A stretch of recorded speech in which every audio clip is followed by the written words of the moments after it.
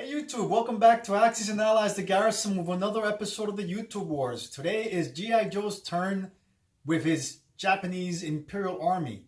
The situation in mainland China has become critical for the Japanese. G.I. Joe needs to take action, and I think he knows that, and I think he will.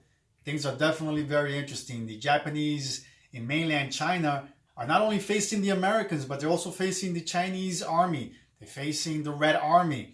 Okay, they're facing Anzac, and they're facing, I believe, the British also. I think I mentioned them already. But in any case, the situation is critical, and G.I. Joe will do just about what needs to be done to defend the victory city of Shanghai. It is necessary. It is essential that the Japanese maintain control of the victory city in order to aid the Axis war effort. Let's see what happens. And as always, guys, I hope you enjoyed this episode of the YouTube Wars. Sit tight and enjoy. All right, so here we are with the current ground and naval situation for the Japanese Empire, or the Empire of Japan. As you can see, the Russians, during their last turn, moved their entire army into the province of Amwhe. Okay, so currently the Japanese are facing a possible attack towards Shanghai. So let's see what the Japanese do in order to stop that Russian army from making further inroads. Okay, you have a smaller Japanese army in what is it, Kweho? Yeah, Kwichao actually, consisting of 4 infantry divisions, 1 artillery division, and 2 strategic bombers. Right, then you also have a Japanese army in Shanghai consisting of 3 infantry divisions. Further up north in Shantung, you have 4 infantry divisions along with 1 artillery division. And that is pretty much it for the Japanese ground forces in mainland China. All right, so let's go further to the east. In C-Zone 6, you have 2 fully loaded Japanese aircraft carriers with 1 destroyer. In mainland Japan, you have 2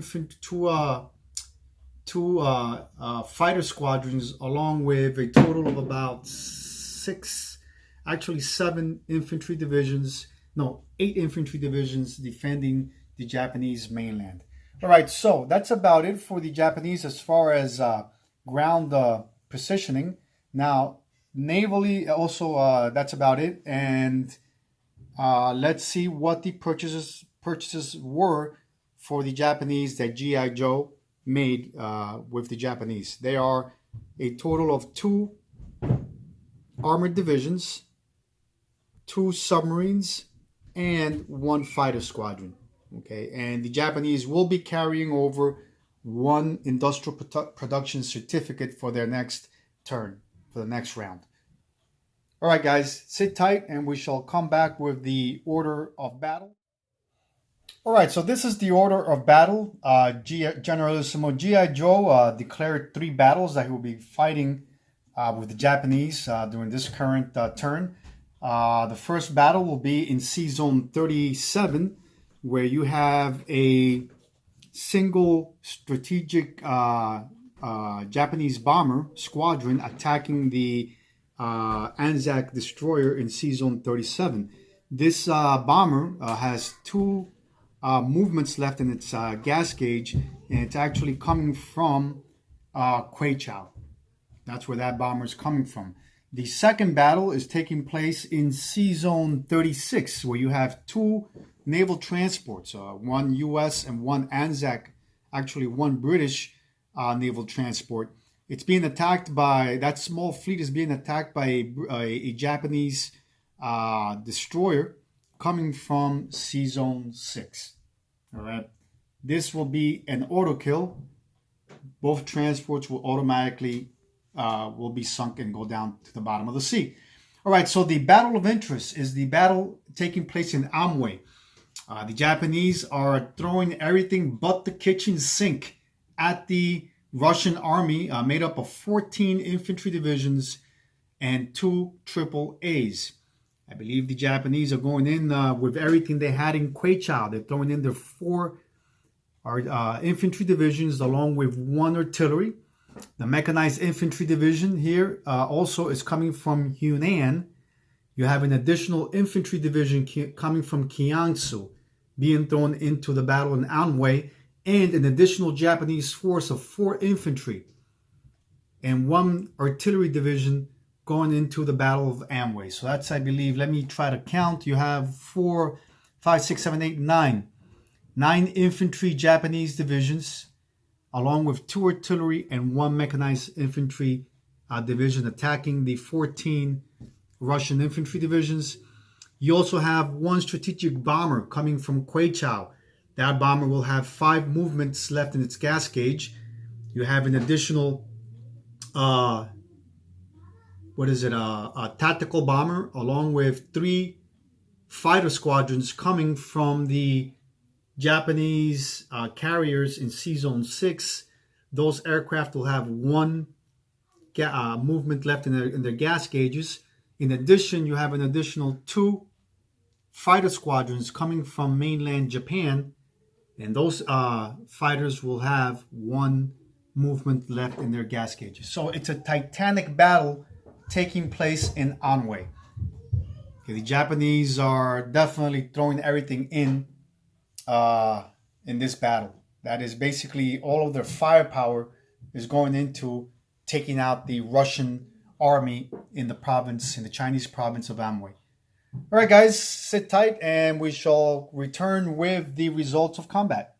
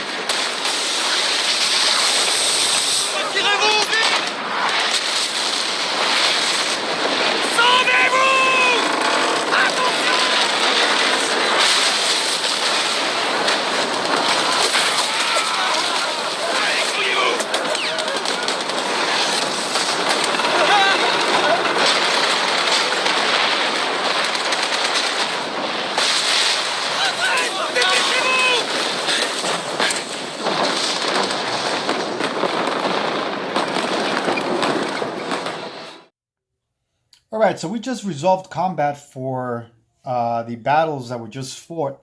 3 battles were fought in total. The battle was in Sea Zone 37. The Anzac destroyer was sunk.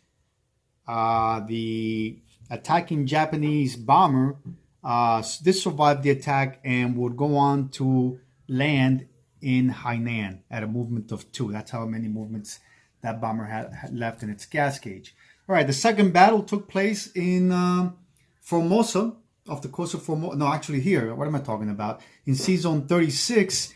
In this battle, you had a Japanese destroyer coming along and performing an auto kill, where the 2 Allied naval transports were sunk to the bottom of the sea.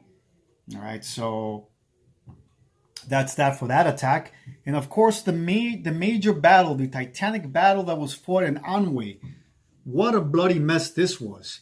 The Japanese were successful, but however, the defending Russian army did draw blood on the Japanese attacking army and air forces. The Japanese sustained a loss of one strategic bomber squadron and one tactical bomber were lost due to AAA action, where the defending Russian AAAs effectively shot down both aircraft, both fighter squadrons. Okay, so the 14 Russian infantry divisions were taken out as well. The Japanese did lose a total of 7 infantry divisions that were attacking as well. Ultimately, when all was said and done, the Japanese were successfully able to take out the Russian army that was potentially threatening an attack on Shanghai. All right, so that's about it for the attacks that just took place. Let's go ahead then with the non-combat movements. Sit tight. All right, let's continue with the non-combat movements. The remaining 5 Japanese,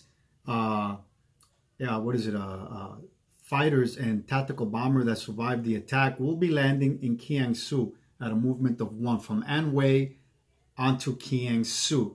All right, the Japanese fleet, the 2 aircraft carriers in Sea Zone 6, were moved or sailed into Sea Zone 36, and that's at a movement of 3 from Sea Zone 6, 1, 2, and 3. All right, and that's about it for the non-combat movements.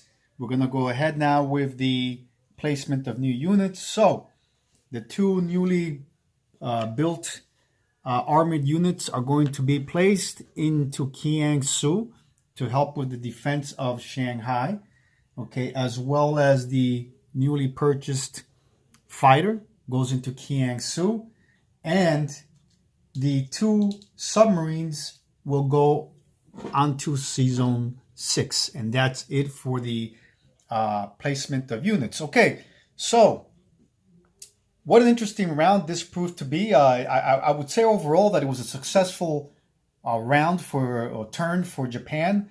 Reason being that the gamble that Generalissimo G.I. Joe made by attacking Amwhe actually paid off. This would allow the Japanese to keep the victory city of Shanghai, which means then that right now, as it seems, the Allied forces will be unable to retake or liberate Shanghai for the Chinese, meaning that the Japanese, looks like for the remainder of the game of this war, will be able to deny the Allied forces the victory city of Shanghai. So very good for G.I. Joe. Congratulations. It was very, very well played. The moves that you made were very smart and efficient, and tactically speaking made sense. Okay, so your gamble paid off, and good for you. All right, guys. I guess that's about it. The torch now is being turned over to the USA, and of course, I'm the commander-in-chief of the U.S. forces, also of the Chinese forces. So I now have the torch, and let's see what I do now. It's definitely very interesting for the United States, not only here in the Pacific, but also in the Atlantic. There are many options that the Allies still have. And as I've said many, many times before in the past, this war or this game is anybody's game. Either the Axis can win this game, or the Allies can still win this game. So it's still open. Anybody can win it. All right, guys. Hope that you enjoyed this episode of the YouTube Wars. And as always, don't forget to bunker down and play. Detroit out.